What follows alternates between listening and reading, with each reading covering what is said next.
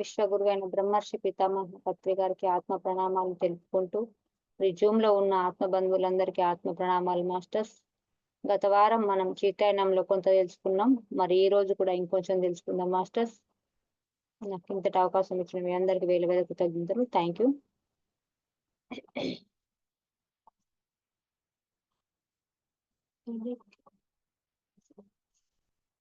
పోయిన వారము మనము ఏం తెలుసుకున్నామంటే లవకుశులు అంటే చిన్న పిల్లలుగా వాళ్ళు బాల్యంలో ఎక్కడ అంటే అడవిలో పెరుగుతుండ్రు కాబట్టి ఆమె అంటే కింద పాకుతూ వెళ్తున్న క్రిమికీటకాలను పట్టుకున్న ఆ చెట్లను తాకుతూ వెళ్తున్న అంటే వాటి స్పర్శను అనుభూతి చెందాలి, వాళ్ళకు తెలియాలి అన్న ఆ భావనతో ఆమె ఏంటంటే అంటే వాళ్ళని ఆపదన్నట్టు అడ్డు చెప్పది. మనం ఏంటంటే ఇప్పుడు అంటే చిన్నపిల్లలు ఈ ఇటు నుంచి అటు వాకిలి వైపు అట్లా మట్టి వైపు వెళ్తే వెంటనే తీసుకొస్తాం వద్దు అని.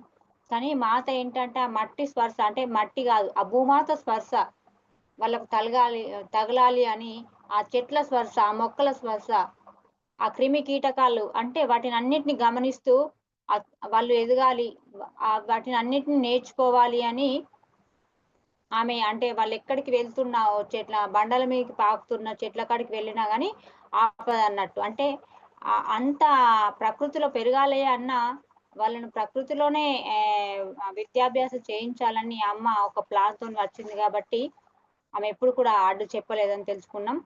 ఆమె ఎవరు మన ఈ సోమనే అంటే భయపడుతుంది అన్నట్టు.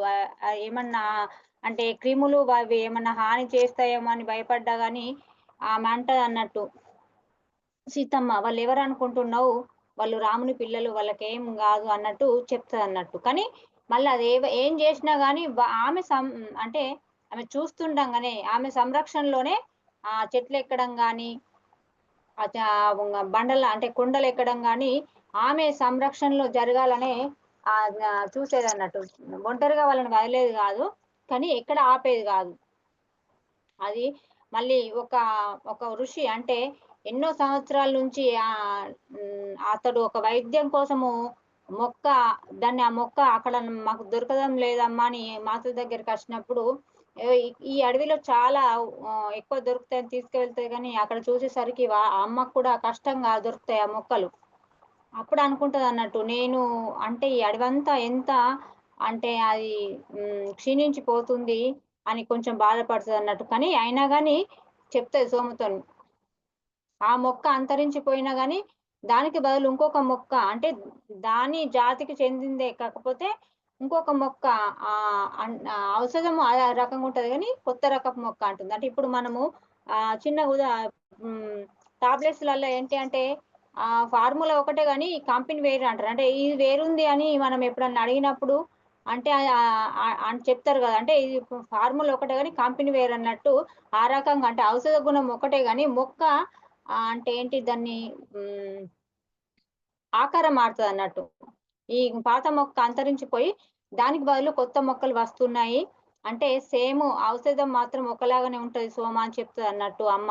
కానీ ఇలా చెట్లు అంటే అంతరించిపోవడం నాకు చాలా బాధ ఉందని అమ్మ బాధపడుతుంది. అంటే ఎప్పుడు ప్రకృతిని సంరక్షించాలి అని కోరుకుంటది కాబట్టి ఆ మొక్కలు అలా అంతరించిపోతున్నాయని అంటే ఇదివరకు చూసినవి ఏవి కూడా నాకు కనబడడం లేదు అని మాత బాధపడుతుంది అన్నట్టు.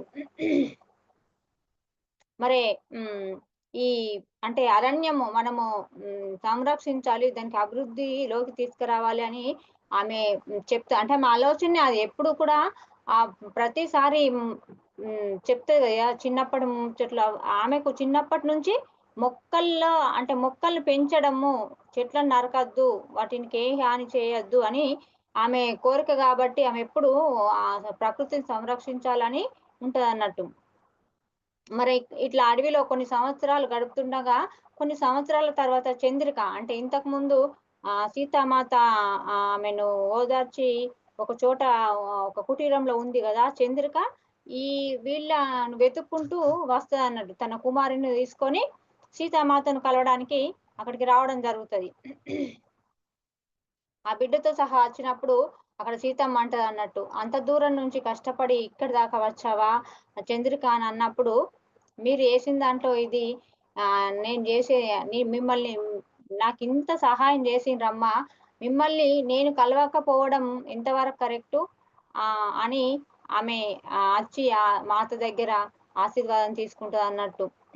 అంటే చంద్రిక భర్త అంటే చంద్రిక భర్త మరణం తర్వాత మళ్ళీ ఒక బాబు వస్తాడు, అతన్ని నువ్వు చేరదీయు, అతన్ని నీ కుమారులా పెంచి అతనికి మంచి విద్యా బుద్ధులు అంటే జ్ఞానాన్ని ప్రసాదించు, అతడు మళ్ళీ అంటే పక్కదారి పట్టకుండా చూసుకో అని ఇంతకు ముందు చెప్తారు కదా, ఆ బాబునే తీసుకొని వస్తుంది అన్నట్టు చంద్రిక.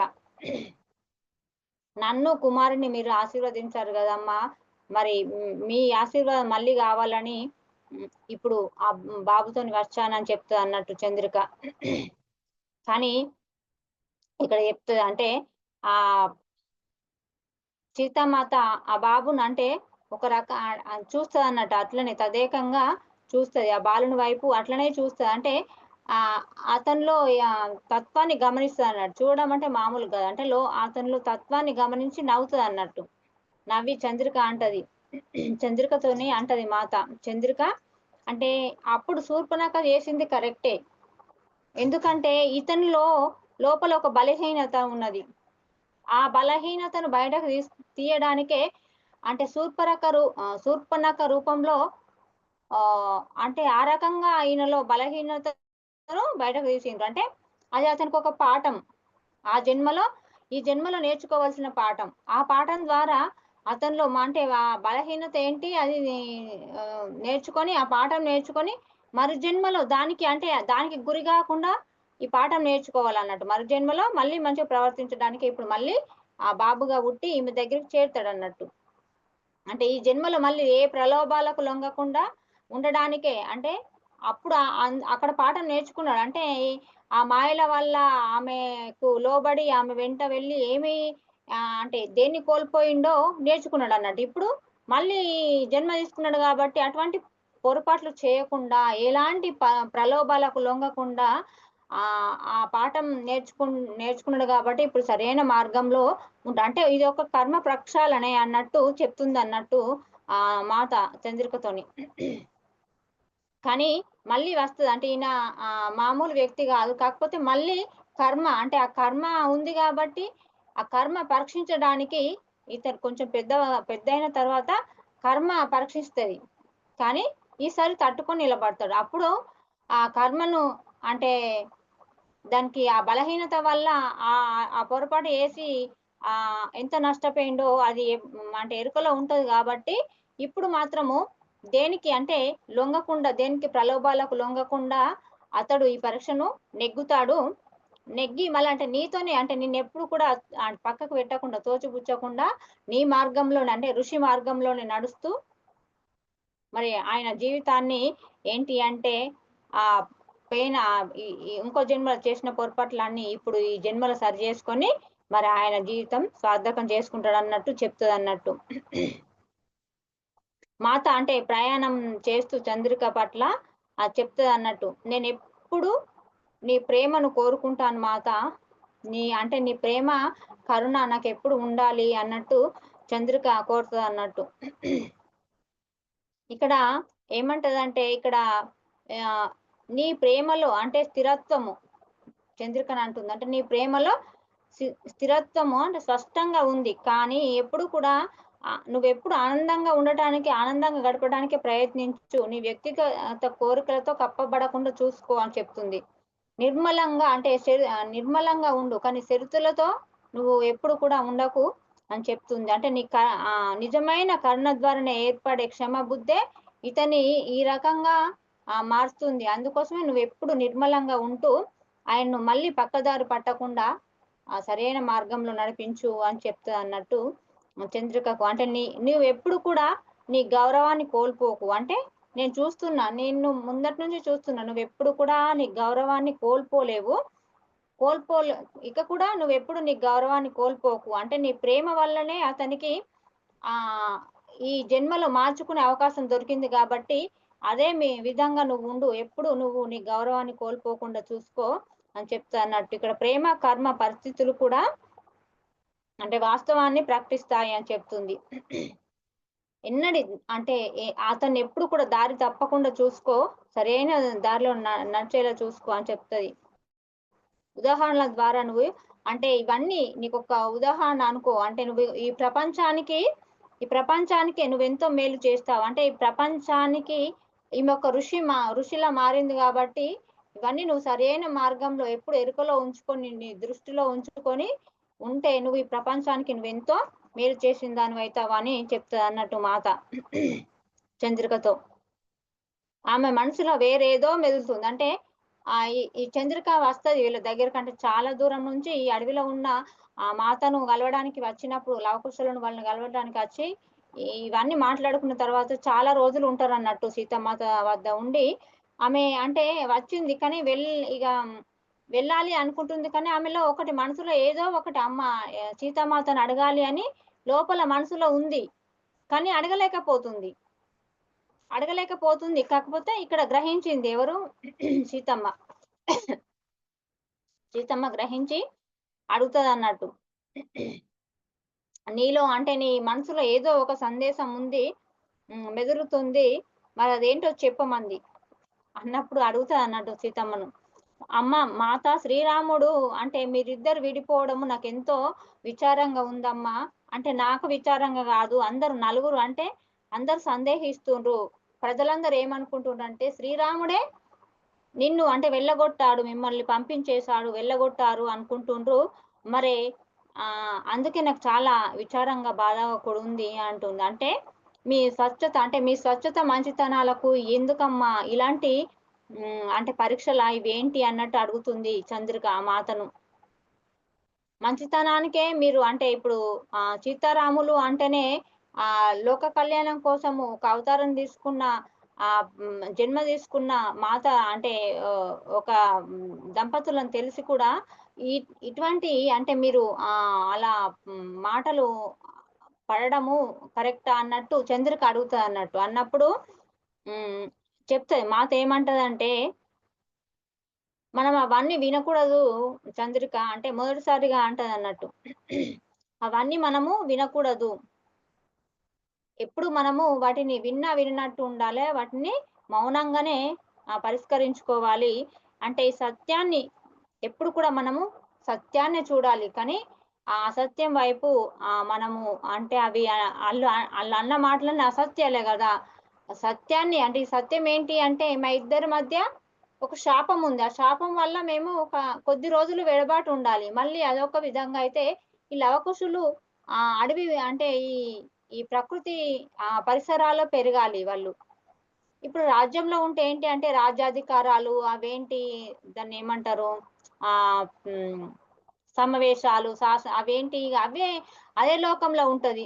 వాళ్ళు రావడము, వాళ్ళు పరిష్కరించుకోవడము ఏమో ఆ విషయాల్లో పడి ఉండిపోతారు గానీ, వీళ్ళకు ఏంటి అంటే ప్రకృతిలో గడపాలి అన్న విషయం కోరికతోని మాత వచ్చింది గాబట్టి ఇది సత్యం. అది అసత్యం. వాళ్ళు మాట్లాడే మాటలన్నీ అసత్యం. దాన్ని మనం పట్టించుకోవద్దు. సత్యం వైపే ఎప్పుడు మనము ఉండాలి. అంటే దేన్నైనా మనం మౌనంగానే అంగీకరించాలి అన్నట్టు చెప్తుందన్నట్టు. రాముడు నేను ఒకటే. అంటే ఇక్కడ వేరు అంటూ లేదు అని చెప్తుంది. ఆయన నాలో ఉన్నాడు. నేను ఆయనలో ఉన్నాడు. ఇక్కడ వేరు, ఎడబాటు అన్నది లేదు. అంటే మేము శరీరపరంగా దూరంగా ఉన్నామే కానీ, ఆత్మపరంగా ఎప్పుడు ఒకే మాట లాగా ఉంటాము. మా మనసులు కూడా మాట్లాడుకుంటాయి అన్నట్టు చంద్రికతోని చెప్తదన్నట్టు. అంటే మేమిద్దరం పక్కపక్కనే కనబడకపోయినా మేమెప్పుడు కలిసి ఉన్నట్టే అన్నట్టు చెప్తుందన్నట్టు. మేము అంటే మేము అంటే మే మే మా ఇద్దరి గురించి అంటే మా ఇద్దరి మధ్య ప్రేమ అంటే సీతారాముల మధ్య ప్రేమ ఈ ప్రపంచానికి చూపడానికే మరి మేమిక్కడ అవతారం తీసుకున్నాము. అది ఎవరో ఏమో అన్నారని మనం దేని గురించి ఇక్కడ మాట్లా దాన్ని మనం పట్టించుకునే అవసరం లేదు అన్నట్టు చెప్తుందన్నట్టు. అవన్నీ వాళ్ళకు సమాధానం కూడా ఇచ్చే అవసరం లేదు అంటుంది. ఇక్కడ ఏమంటుందంటే ఇంకా మేము అత్యున్నతమైన ఒక దైవమైన పరమాత్మ నుంచి విడబడలేదు అంటుంది. అంటే మేము అంటే ఒక పరమాత్మలాగా అవతారం తీసుకోలేము. అంటే ఒక భౌతిక ప్రపంచంలో అంటే ఒక భౌతిక ప్రపంచంలో ఒక మానవులుగానే జన్మ తీసుకున్నాం మేము. అందుకోసమే ఇక్కడ ఏంటంటే మాటలు మాట్లాడే వారికి మరి రాముడు ఎటువంటి వారో తెలియదు. అంటే వాళ్ళకు తెలవక మాట్లాడుతుండ్రని చెప్తుందన్నట్టు. మరి సరే ఇక్కడ భార్యను వెళ్ళగొట్టిన భర్త ధర్మ మార్గంలో ఎలా నడుస్తాడు? అసలు ధర్మ భార్యను వెళ్ళగొట్టిండంటే అది అధర్మమే గదా! అధర్మమైనప్పుడు ఆయన ధర్మ మార్గంలో ఎలా నడుస్తాడు అని ఈమెకి చెప్తుందన్నట్టు చంద్రికను. అంటే వాళ్ళకు తెలియక మాట్లాడుతుండ్రు గానీ నువ్వు తెలుసుకో అన్నట్టు చంద్రికకి చెప్తుందన్నట్టు. మరి అటువంటి రాముడు ధర్మంలో జీవించినట్టు ఎట్లయితాడు అని ఇక్కడ చెప్తుందన్నట్టు. ఇక్కడ అదంతా ఏంటి అంటే నేర్పడానికే, ఈ ప్రపంచానికి నేర్పడానికే, ఈ ప్రజలకు నేర్పడానికే ఏంటి అంటే ఒక భార్యాభర్తల ప్రేమ సారం. అంటే వాళ్ళ మధ్య బంధ బంధుత్వం ఎలా అంటే పక్కపక్కనే ఉంటే భార్యాభర్తలు కాదు. ఎక్కడ ఉన్నా భార్యాభర్తలే అన్నట్టు. అంటే శరీర పరంగా ఉంటేనే కాదు, ఆత్మపరంగా ఎప్పుడు ఒకటై ఉంటాం. మనమెప్పుడు అన్నట్టు చెప్తుందన్నట్టు. ఇక్కడ ఏమంటుంది మళ్ళా మనము అంటే వారికి జవాబు ఇవ్వాల్సిన అవసరం కూడా లేదు. వాళ్ళు మాట్లాడుకుంటారు. ఆళ్ళకు సత్యం తెలవదు కాబట్టి ఏమో మాట్లాడుకుంటారు. అజ్ఞానంలో ఉండి ఏం మాట్లాడినా గాని వాళ్ళకు జవాబు ఇవ్వాల్సిన అవసరం లేదు అంటుందిక్కడ. మాత అలా చెప్తూ ఇక్కడ చంద్రికతో చెప్తూ అలా అంటే సుదూరంగా చూస్తూ మరి మౌనంగా ఉండిపోయింది. అంటే ఆలోచిస్తూ ఉండిపోయిందన్నట్టు. అంటే ఇట్లా చంద్రిక ఇలాంటి మాటలు మాట్లాడే వరకల్లా ఆమెకేంటంటే కొంచెం మనసులో మరి కలత ఏర్పడి అలా మౌనంగా ఉండిపోతది. మెల్లగా అంటే ఇక్కడ కొత్త స్వరంతో అంటుంది. మనుషులు అంటే ఇక్కడ మళ్ళీ చెప్తుందనంటే మనుషులంతా ఏంటి అంటే ఇక్కడ సీత నిస్సహాయురాలు అందుకే రావణునితో చెరబడ్డది అని చెప్పుకుంటుండ్రు. అంటే అట్లా కూడా అనుకుంటున్నారు. ఇప్పుడు అడవికెళ్ళగొట్టిండు రాముడు అడవికి పంపించిండు అని ఇప్పుడు అంటుండ్రు. అప్పుడు కూడా ఆ రోజుల్లో కూడా అదే మాట. అంటే సీత అపహరించబడింది అని అనుకుంటుండ్రు. కానీ ఇవి 2 నిజాలు గావు అని చెప్తుంది. అంటే అప్పుడు నన్ను అపహరించే శక్తి ఎవరికి లేదు. ఇక్కడ ఏంటి అంటే నా ఇష్టపూర్వకంగానే నేను అక్కడికి వెళ్ళిన. ఒకవేళ నా ఎంపిక ప్రకారం నేను అక్కడికి వెళ్ళకపోతే, అక్కడ ఆ యుద్ధం జరగకపోతే అంటే ఇక్కడ ఎంత ఈ ప్రపంచము చాలా అంటే అనర్థానికి లోనవుతుండే. అంటే అంటే ఆ ప్రపంచమంతా భయ ఆందోళనతో ఉండేవారు. అంటే ఆ రాక్షసుని బాధకు. అందుకోసమే అందరి భయాల కోరలలోకి చిక్కుకొని మరెంతో బాధపడేవారు. ఆ రావణుడు తన రాక్షస జీవితం నుంచి అంటే ఆయన రాక్షస జీవితం నుంచి కూడా వీళ్ళు ముక్తిని ఆయనకు ముక్తిని కూడా ప్రసాదించారు.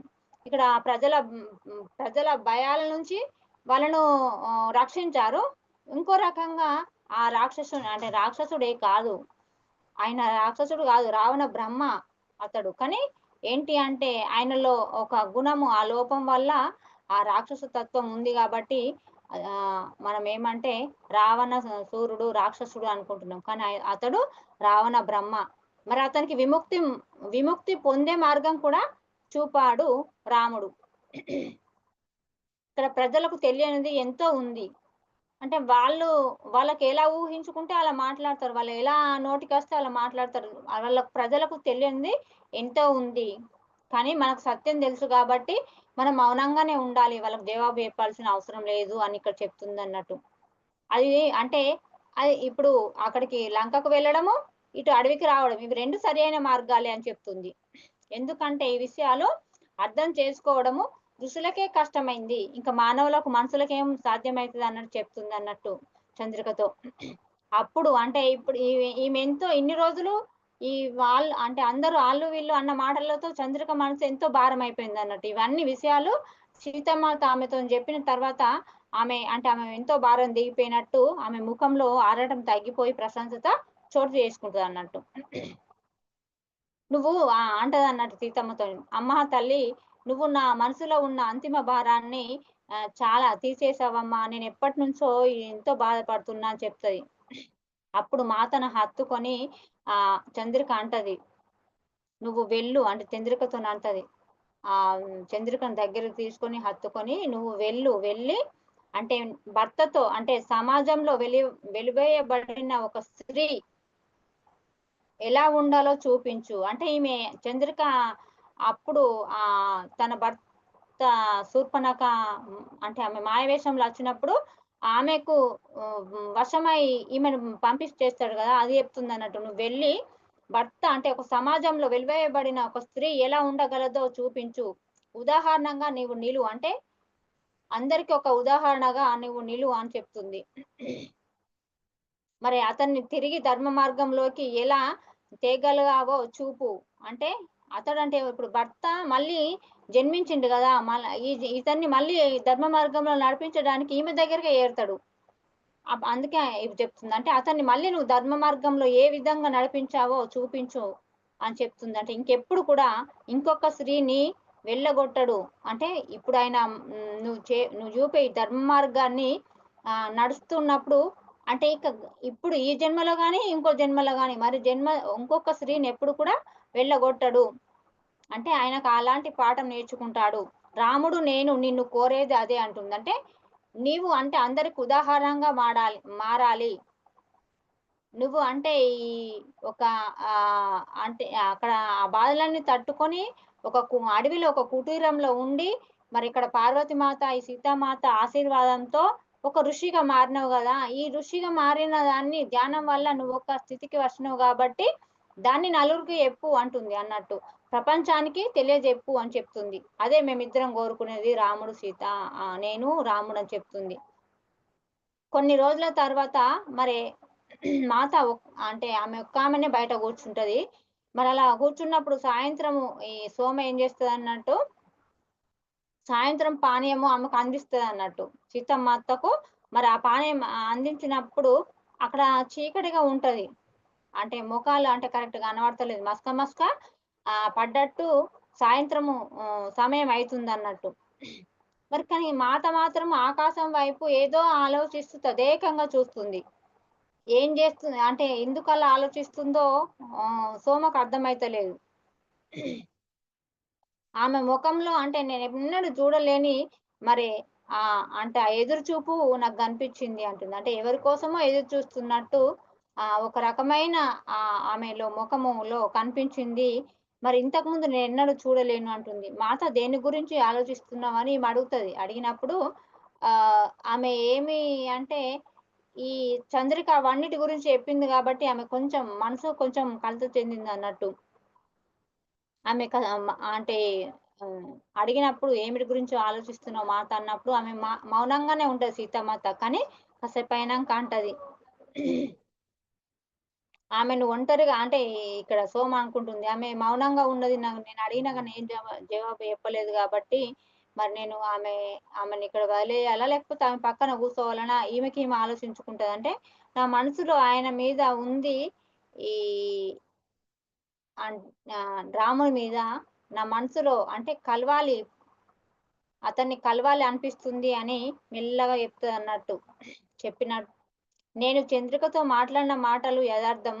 కానీ ఇక్కడ సీత రాముని హృదయంలో నివసిస్తుంది. రాముడు సీత హృదయంలో నివసిస్తున్నాడు. మా మధ్య అసలు విడబాటు అన్నదే లేదు గదా! అయినప్పటికీ మేము మానవ లోకంలో ఉన్నాం గాబట్టి అంటే ఇట్లా అలా ఆళ్ళు అనుకుంటుర్రు అంట. అదే ఇక్కడ చంద్రికతోని చెప్పిన మాటలన్నీ యదార్థమే కరెక్టే. అంటే సీత మనసులో రాముడున్నాడు. రాముడు మనసులో సీత ఉంది. నివసిస్తున్నారు. ఒకరి మనసులో ఒకరు నివసిస్తున్నాం. కాకపోతే ఇక్కడేంటి మానవ లోకంలో ఉన్నాం. అంటే మేము మానవ రూపం తీసుకున్నాం గాబట్టి, మరిప్పుడు ఒకరి కోసం ఒకరం ఎదురు చూసుకోవడం కరెక్టే అంటుంది. అంటే మానవులకు ఉన్న ఒక అంటే ఏంటి ఆ మనసు అనేది ఉంటది గాబట్టి, మరి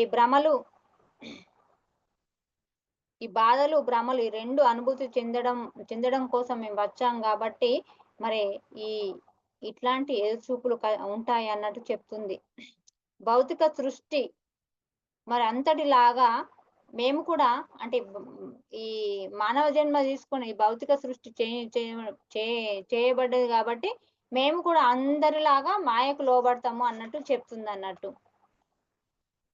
లోబడే ఉన్నాం గాబట్టి, మాకు కూడా ఎదురుచూపులనేది ఉంటదన్నట్టు చెప్తుంది. అంటే మేము మానవ శరీరంలో ఉన్నాం గాబట్టి, మాకు మనసు కూడా పని జేస్తుందన్నట్టు ఆహ్, అన్ ఆమెకు అర్థమయ్యేటట్టు చెప్తదన్నట్టు. ఇక్కడ నాకు పిల్లలు అంటే సీతమ్మ అంటుంది. అంటే పిల్లలు అడవి జంతువులు, మొక్కలు అన్నీ ఉన్నాయి గాబట్టి, ఇక్కడ అంటే ఇవన్నీ నాకు తోడుగున్నాయి. అడవి జంతువులున్నారు, నీవున్నావు, పిల్లలు లవకుశులున్నారు, మరి మొక్కలున్నాయి, నాకు జంతువులున్నాయి, అందరున్నారు నాకు తోడుగా. కానీ అక్కడ రామునికి ఎవరున్నారు అని ఈమె ఆలోచిస్తుందన్నట్టు సీతామాత. అన్నప్పుడు సోమ ఎప్పుడు వెంటనే అంటదన్నట్టు. "అదేంటమ్మా అలా అంటున్నావు? అక్కడ హ్మ్. లక్ష్మణుడు, భరత శత్రుఘ్నులు, వాళ్ళ మాతలు అంటే ముగ్గురు తల్లులు, ఆహ్, ఆహ్, మీ అంటే వాళ్ళ భార్యలు అంటే ఇక్కడ ఊర్మిళ వాళ్ళుంటారు గదా! వాళ్ళ భార్యలు వీళ్ళందరూ అతని చుట్టే ఉన్నారు గదా! అతనికి తోడుగానే ఉన్నారు గదా! అతడు ఒంటరిగా ఎలా ఉన్నారు" అని సోమ అన్నప్పుడు అంటదన్నట్టు. అవును గదా! కరెక్టే గదా! ఆయన చుట్టుముట్టి అందరూ ఎంతో ప్రేమ, కరుణను చూపిస్తున్నారు గదా! ఆ ప్రేమ భక్తిలో అతడు ఒంటరి ఎలా అయితాడు? కాదు గదా! అని మళ్ళీ అనుకుంటుందన్నట్టు. అంటే ఆమె సీతామాత ఈ మానవ అవతారం తీసుకున్నది గాబట్టి, మళ్ళీ అలా ఆలోచిస్తుందన్నట్టు. అందుకే అంటది. అంటే ఈ మానవ శరీరం నా శరీరము ఆయన కోసం ఎదురు చూస్తుంది. మేము మాలోని మానవ భావాలను కాదనలేము సోమ అంటుంది. అంటే ఇప్పుడు శరీరాలు తీసుకున్నాం గాబట్టి ఒకళ్ళకొకళ్ళము ఎదురు చూస్తున్నాం. అంటే మేమిప్పుడు దీన్ని కాదనలేము అని అంటుందన్నట్టు. అంటే పరమాత్మ అంటే అవతారం తీసుకున్నా గానీ అది ఆళ్ళు దైవ దైవ రూపాలైనా గానీ మానవ రూపంలో ఉన్నారు గాబట్టి, ఇలాంటి మనసు అంటే దానికి లోనవుడు కరెక్టే అని చెప్తుందన్నట్టు. ఇక్కడ మళ్ళీ అలా మాట్లాడి ఏంటంటే ఈమె మళ్ళీ ధ్యాన స్థితిలోకెళ్ళిపోతది సీతామాత. ఆ ధ్యాన స్థితిలో ఉన్నప్పుడు ఆమె ధ్యానానికి వదిలేసి ఈమె కుటీరానికి వెళ్ళిపోతది సోమ. అంటే ఈళ్ళకు ఎప్పుడు చిన్న పిల్లలుగా ఉన్నప్పుడు సీతమ్మ దగ్గర ఉండరు. తను కొంచెం పెరిగిన తర్వాత సోమ వద్దనే ఉంటారు. అంటే 2 కుటీరాలుంటాయన్నట్టు. సీతామాతకు ఒకటి, ఈ పిల్లలకు సోమకొకటి. ఆమె ఎప్పుడు ధ్యాన స్థితిలో ఉండి నిద్ర పోవడం తక్కువ సీతామాత. అందుకోసమే సోమ పిల్లలు ఒక చోట ఉంటారన్నట్టు.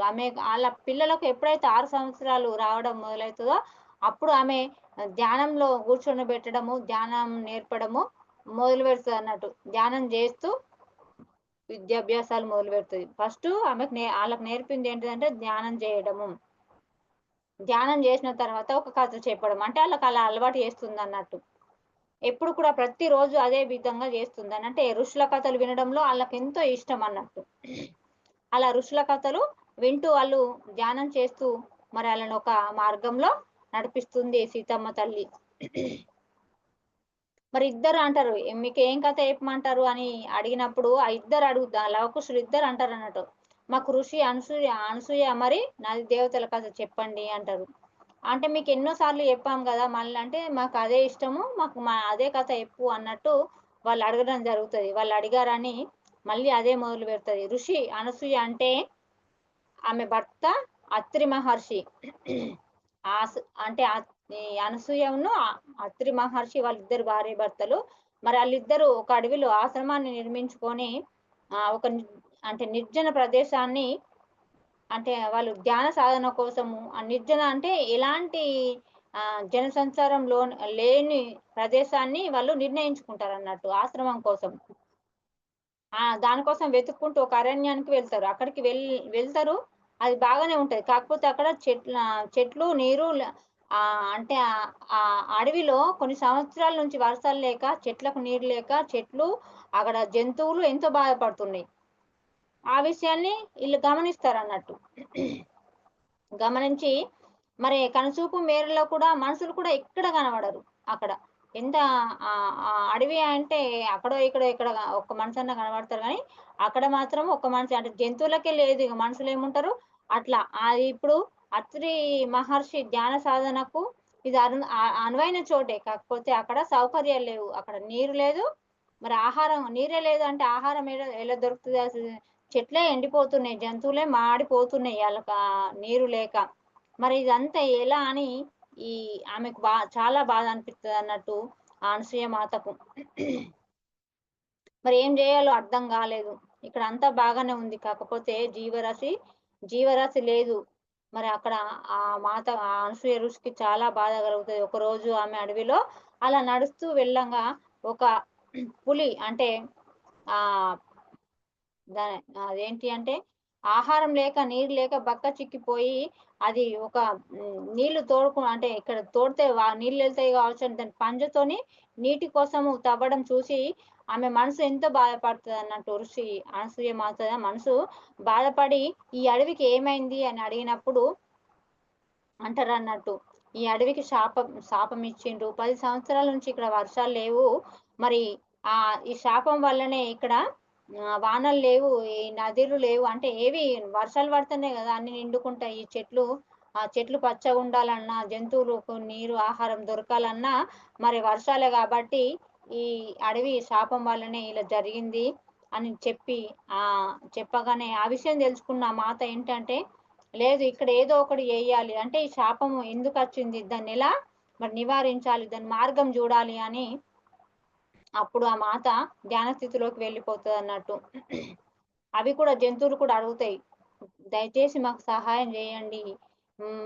మేమెన్నో సంవత్సరాల నుంచి ఎంతో బాధపడుతున్నామని అడగడంతో ఆమె మనసు తల్లడిల్లిపోతది. మరి ఏదో సహాయం అంటే ఏదో ఒకటి చేయాలని ఆమె ధ్యాన స్థితిలోకి వెళ్ళిపోతది.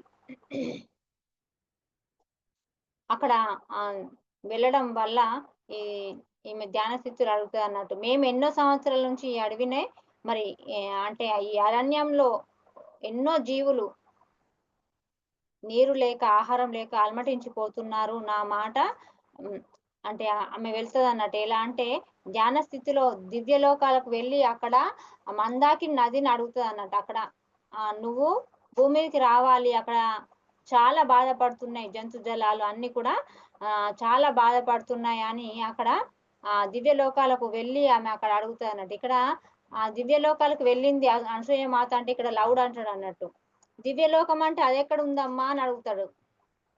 అడిగినప్పుడు మేఘాల పైన ఉంటదా దివ్యలోకం అంటే అని ఆ చిన్న బాబు కాబట్టి అలా అడుగుతాడు అన్నట్టు. అడిగినప్పుడు మాత నవ్వి చెప్తాది. ఇదివరకు నీకు చెప్పాను కదా అని అతన్ని అంటే ఇట్లా దగ్గరికి తీసుకొని తన హృదయం మీద చేతి పెట్టి నువ్వు కళ్ళు మూసుకో అని చెప్పి ధ్యాన స్థితిలో ఉండమని హృదయం మీద మృదువుగా తట్టుతూ ఇదే దివ్యలోకం అంటే నీ లోపలనే ఉంది అని చెప్తుంది అన్నట్టు. అంటే ఎంత సుందరంగా ఉంటుందో చూడు. అంటే నువ్వు ధ్యానం చేసి నీ లోపలికి వెళ్ళి నీ హృదయంలో ఉన్న ఆ దివ్యలోకాన్ని చూడు. అది ఎంత సుందరంగా ఉంటుందో నువ్వు చూడు అని చెప్తుంది అన్నట్టు మాత వాళ్ళతోని. మరి అనసూయ ఋషి దివ్యలోకం నుంచి అక్కడికి వెళ్ళినప్పుడు అక్కడ ఏమంటది మందాకిని ఆ మాత ఏమంటది అంటే అంటే భూమి మీదకి రమ్మన్నప్పుడు ఆమె ఏంటి అక్కడ చాలా దివ్యలోకంలో చాలా అందంగా ఉంటది. అందమైన దృశ్యాలను చూసి ఇక్కడ అనసూయ మాత అనుకుంటది అన్నట్టు. ఇక్కడ ఇంత అందంగా ఉంది అంటే ఈ ప్రకృతి ఇక్కడ ఎంత అందంగా ఉందో ఇది ఇది ఎక్కడ ఇది ఎలా ఉందో ఈ భూమి మీద కూడా ఇదంతా అలానే అక్కడ అంటే ప్రతిష్ఠ కావాలి అంటే అక్కడ ఏంటి అంటే అక్కడ ఇవన్నీ ప్రత్యక్షం కావాలి అంటే అక్కడ చెట్లు లాగా అందమైన పువ్వులు అందమైన వృక్షాలు ఇవన్నీ అక్కడికి రావాలంటే మందాకిని నది భూమి మీదకి రావాలి అని ఆమె ఈ అందమైన ప్రదేశాన్ని అడవిలో మరి ప్రతిష్ఠించాలని చూస్తుంది అన్నట్టు. అక్కడ సృష్టించాలి అని చూస్తుంది అన్నట్టు. కానీ ఇక్కడ దయచేసి అడవిలో ఉన్న జీవులన్నిటినీ మరి పునరుద్ధరించడానికి నువ్వు రామ్మా అని వేడుకుంటే ఆమె ఏంటి అంటే నాకు సహాయం చెయ్యు అంటుంది. అంటే ఎవరు అనసూయ మాత మందాకిని నదిని అడుగుతుంది నాకు సహాయం చేయమ్మా అని అడిగితే మందాకిని నది తలగొట్టుకుంటుంది అన్నట్టు. ఏంటి నేను ఇక్కడ ఇంత అందమైన ఇక్కడ అందమైన ఈ ప్రదేశంలో ఉన్న నన్ను అక్కడ ఏం లేని నిర్జీవ ప్రదేశానికి రమ్మంటున్నవేంటి అని ఆమె తలగొట్టుకొని ఏమంటదంటే నువ్వు అక్కడ మొక్కలను జంతువులను అంటే అక్కడ అన్ని చెట్లను నువ్వు సృష్టించు వాటికి నీరు ఇవ్వడానికి నేను వస్తాను అంటది అన్నట్టు. అన్నప్పుడు ఈమెకేం చేయాలో అర్థం కాదు అనసూయ మాతకు. మరి ఇక్కడ తొందరపాటు ధ్వనితో మరి ఈమె ప్రేమ వలన బదులు ఇచ్చింది. మరి ఆ వృక్షాలను జంతువులను నీరు లేకుండా బాధపడుతున్న వాటి పట్ల ప్రేమతో ఇక్కడ ఏంటి అంటే ఈ ఋషి మాత ఒక పెద్ద కొండెక్కి కూర్చుంటది అనసూయ మాత. అక్కడ ఎక్కి గాఢ అంటే ధ్యాన స్థితిలోకి వెళ్ళిపోతుంది అన్నట్టు. మొక్కల కోసం, జంతువుల కోసము మరి వాటి మీద ఆధారపడుతూ ఆధార ఆధారపడతారు కాబట్టి నీరు అంటే నీరు లేనిది ఏ జీవి బ్రతకదు కాబట్టి మరి నీటి మీద ఆధారపడుతుంది కాబట్టి ఆ నీరు అవసరం. నీరు అవసరం అంటే ఇక్కడ మందాకిని మాత రమ్మంటే ఈమెకొక షరతు పెట్టింది. మరి ఆ షరతు ఆహ్, పా షరతు మీద వెళ్ళింది కాబట్టి మరి ఈమె ఈ షరతును నెగ్గాలి అంటే ఎలా? ఈమె ధ్యాన స్థితులకు వెళ్ళాలి. ఎక్కడ ఎవ్వరు డిస్టర్బ్ చేయకుండా ఒక పెద్ద కొండెక్కి కూర్చొని కొన్ని సంవత్సరాలే తపస్సు చేత్తదట అనసూయ మాత. ఆ తపస్సుకు ఆ దేవతలే భయపడిపోతారట. అసలామెను బయటకు తీసుకురావడానికి ఎన్నో ప్రయత్నాలు చేస్తారట. అంటే ఇక్కడ పిల్లలకు తెలవక అడుగుతుండ్రన్నట్టు. ఎందుకు ఆమె ధ్యాన స్థితిలో ఉన్నప్పుడు ఆమె ధ్యానాన్ని ఎందుకు భంగం చేస్తుండ్రు అంటే ఈళ్ళు చిన్న పిల్లలు కాబట్టి ఆళ్ళకి అర్థమైతలేదన్నట్టు. అంటే ఆ ఋషి ఆ గాఢ భక్తిని గాఢ భక్తికి ఆ దేవత చలించి నీ కోసం నేను వస్తాను అంటది. అంటే ఇక్కడ నా కోసం గాదు.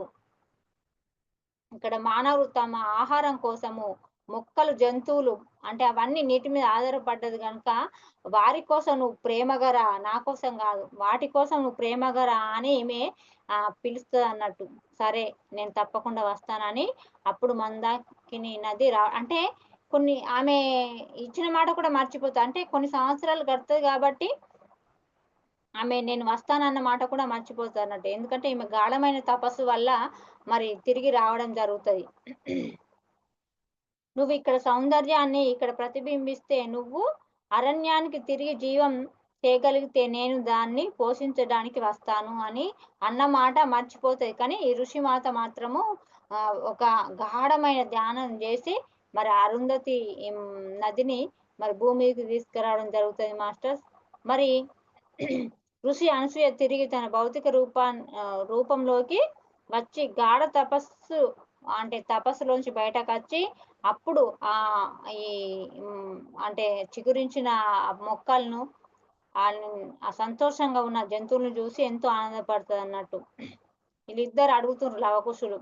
దివ్యలోకం అదృష్టమైంది. మరి బాలురిద్దరూ కళ్ళు తెరిచారు. అంటే వీళ్ళకి చూపించింది కదా ఇవరిదాకా మీ దివ్యలోకం ఎక్కడుంటదంటే మీరు కళ్ళు మూసుకోండి మీ హృదయంలో ఉంటదని చూపించిండు కదా!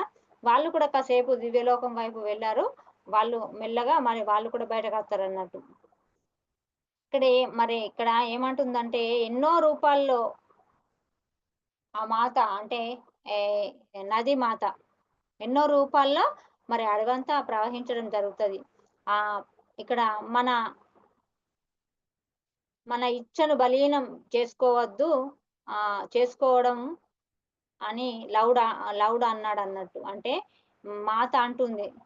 మానవ ఇచ్చలో ఎంత బలీనమైన శక్తి ఉందో మరి ఇక్కడ సూర్యదేవుడు ప్రకాశవంతమైన సూర్యుని శక్తి కంటే బలీయమైనది ఏదీ లేదు అని చెప్తుంది. కానీ మనకు దాన్ని మరి ఏ విధంగా ఉపయోగించుకోవాలో కూడా తెలియదు.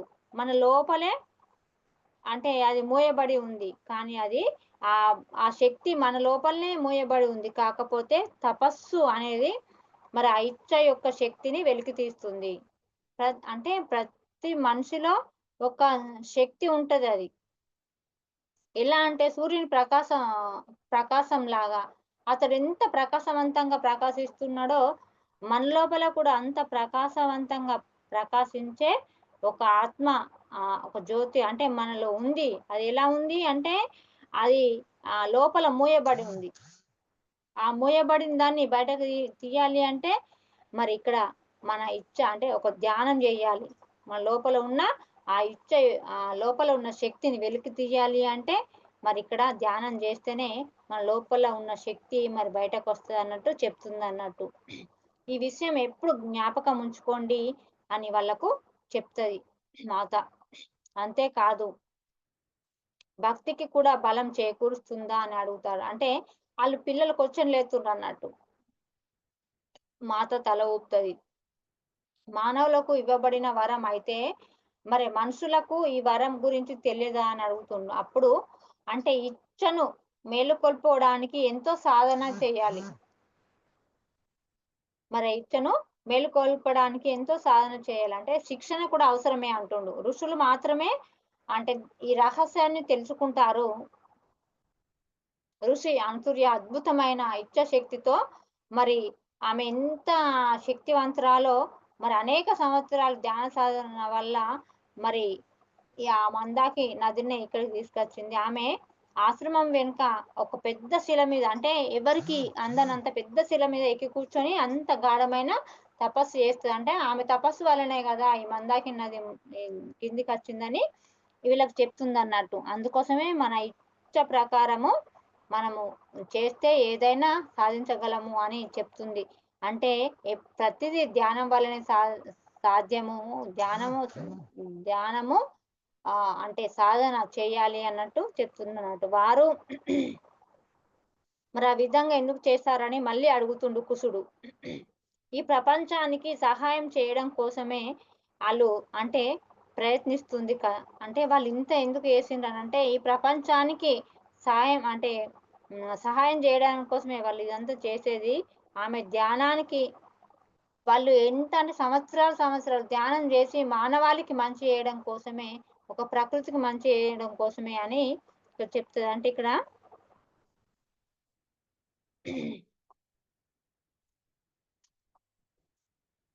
ఇక్కడ మళ్ళీ అడుగుతుండన్నట్టు. అంటే ఇక్కడ అనసూయ మాత ఋషి తన దేవలోకంలో చూసిన దృశ్యాన్ని భూమి మీద సృష్టించింది. అంటే అక్కడ చూసింది గదా! ఆమె అనుకున్నది. అంటే దీన్ని నేను భూమి మీద సృష్టించాలి అనుకున్నది. ఆ దేవలోకంలో ఏదైతే చూసొచ్చిందో దాన్ని భూమి మీద మరి సృష్టింపజేసింది.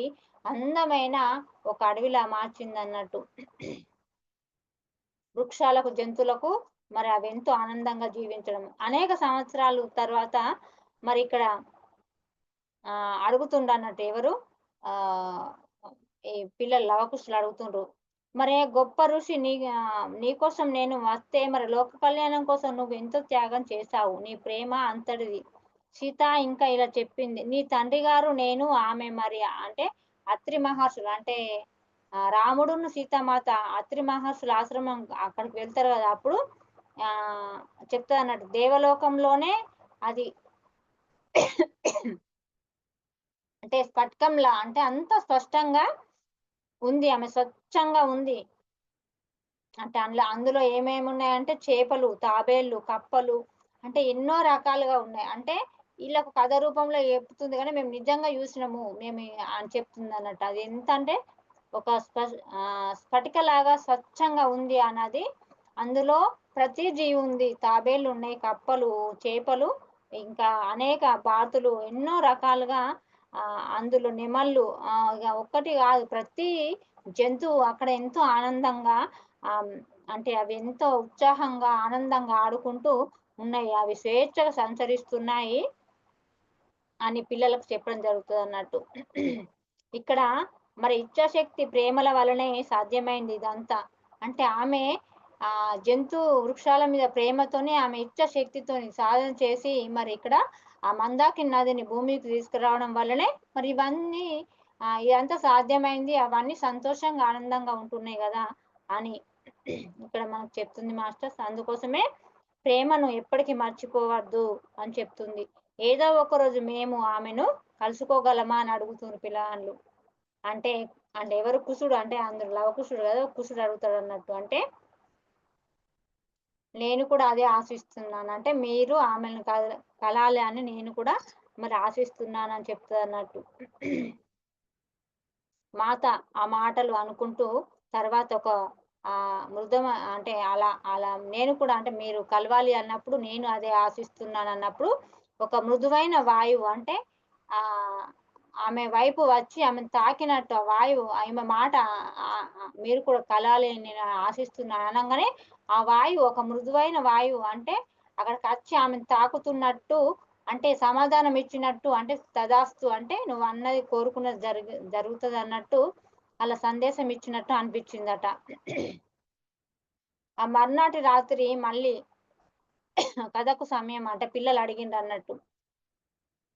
మరిక్కడ ఋషి మందాకిని నదులను మరి ఆ కథను రాత్రే చెప్పాను గదా! మళ్ళెందుకు అంటే మాకది అదే నచ్చింది మళ్ళీ చెప్పు అన్నట్టు అడుగుతారన్నట్టు. ఇక్కడ వాళ్ళ గురించి గాదు గానీ ఇక్కడ నీకు వశిష్ఠ మహర్షుల కథ చెప్తాను. అరుంధతి ఋషి వశిష్ వశిష్ఠుల మహర్షుల కథ చెప్తానని వీరి కథ చెప్పడం మొదలుపెడతది. సీతామాత.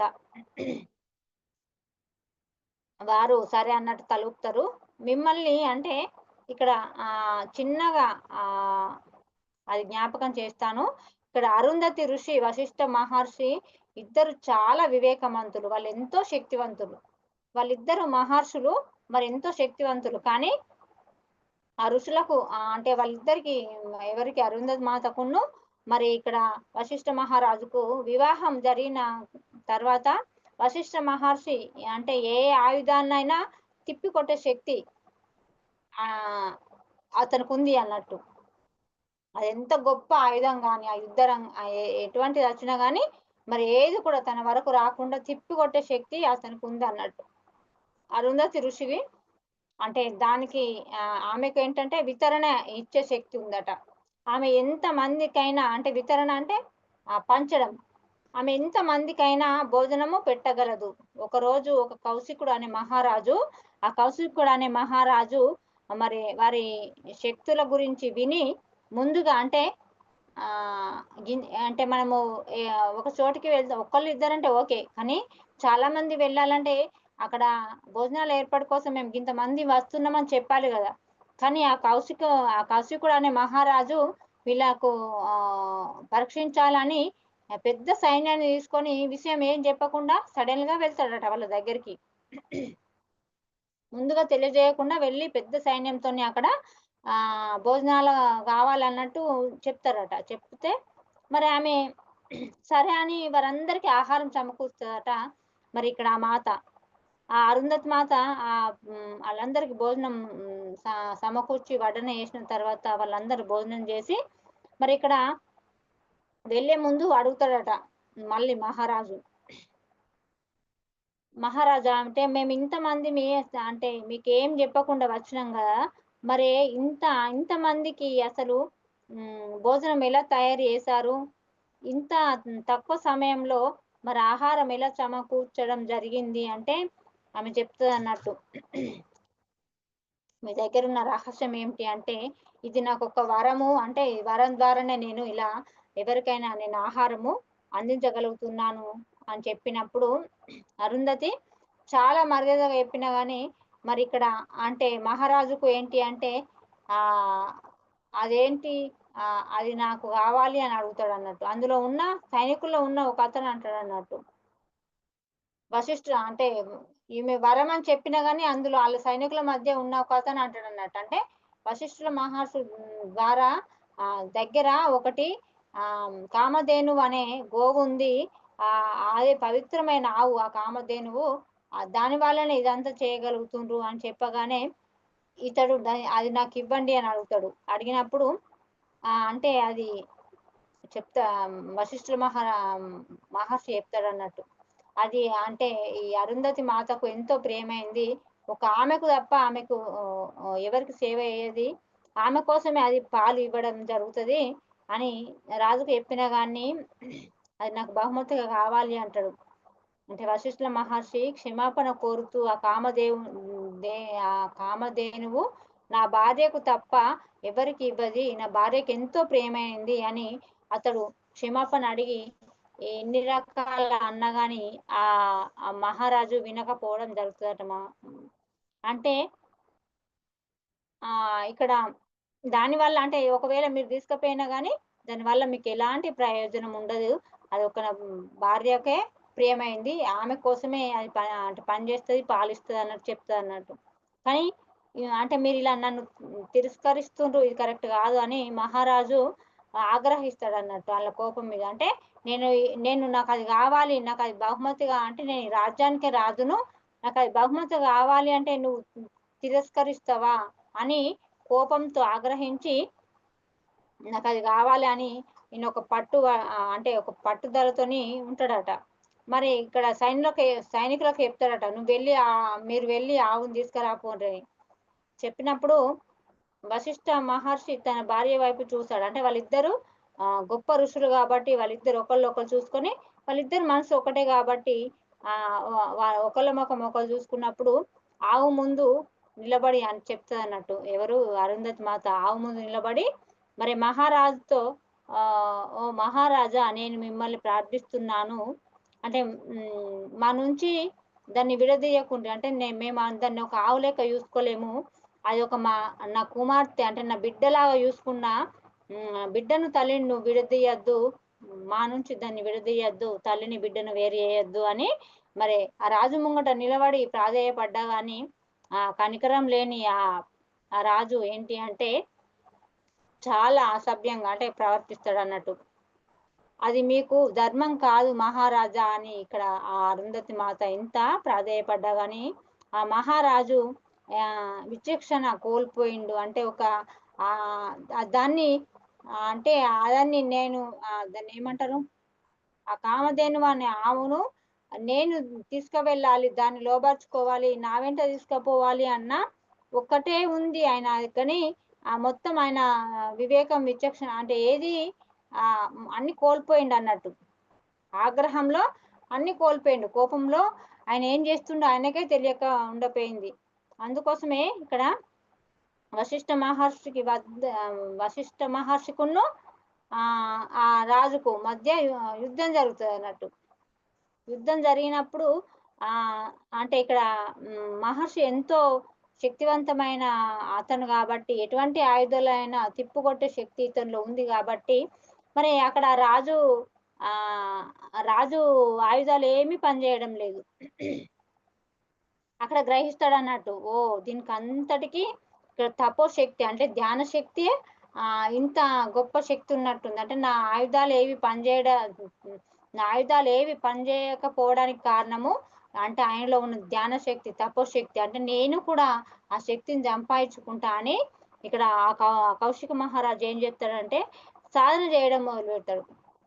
అతడు సాధన చేస్తాడు. సాధన చాలా అంటే అతన్ని ఓడించాలి అన్న దాని మీద ఎంతో సాధన చేస్తాడు. కాకపోతే ఈ ఈ వశిష్ఠ మహర్షి ఎంతో గొప్ప వ్యక్తి కాబట్టి ఆయన ఏంటి అంటే ధర్మబద్ధంగా ఉన్నాడు. కానీ ఈయన ఏంటి అంటే అధర్మంగా ఉన్నాడు. అంటే ఒకళ్ళ మీద కక్షతోని చేయాలి అని ధ్యాన స్థితిలోకి వెళ్ళాడు. అని అది ఫలించదు కదా! అందుకోసమే ఎంత ధ్యానం చేసినా గాని అతనంతా ఇతడు దూగలేకపోతున్నాడు. అప్పుడు ఆగ్రహంతో వారిద్దరి దగ్గరికి వచ్చి అంటే మీరు ఆమెను కుమార్తెలాగా అనుకుంటుర్రు కదా! అంటే గోవునే మీరు కుమార్తెలాగా అనుకుంటుర్రు కాబట్టి మరి మీకున్న మీ కుమారులందరూ చనిపోవాలని శాపం ఇస్తాడన్నట్టు. అంటే ఈయన శక్తిని తాకే శక్తి అతనికి లేదు. కాకపోతే ఇక్కడ ఆవునే మీరు కుమార్తె అనుకుంటున్నారు కాబట్టి మీకున్న కుమారులందరూ చనిపోవాలి అని శాపం ఇస్తాడన్నట్టు. అప్పుడు ఈయనకున్న 100 మంది కుమారులు చనిపోవడం జరుగుతదట. అంటే చూడండి అంటే అతను ఎంత విచక్షణ జ్ఞానాన్ని కోల్పోయి ఎంత అసభ్యంగా ప్రవర్తించిండో. ఆ ఋషి అరుంధతి వశిష్ఠుల వారి మరి ఆ 100 మంది కొడుకులు చనిపోవడం జరుగుతదట. కానీ ఇక్కడ మాస్టర్స్ ఇక్కడ తర్వాత మళ్ళీ వారం చెప్పుకుందాం. అంటే ఇక్కడ శాపానికి అయినంక ఇప్పుడు అరుంధతి నక్షత్రం చూపిస్తారు కదా! దానికి కారణమేందో మనం వచ్చే వారం తెలుసుకుందాం. నాకు ఇంతటి అవకాశం ఇచ్చిన మీకు కృతజ్ఞతలు. Thank you masters.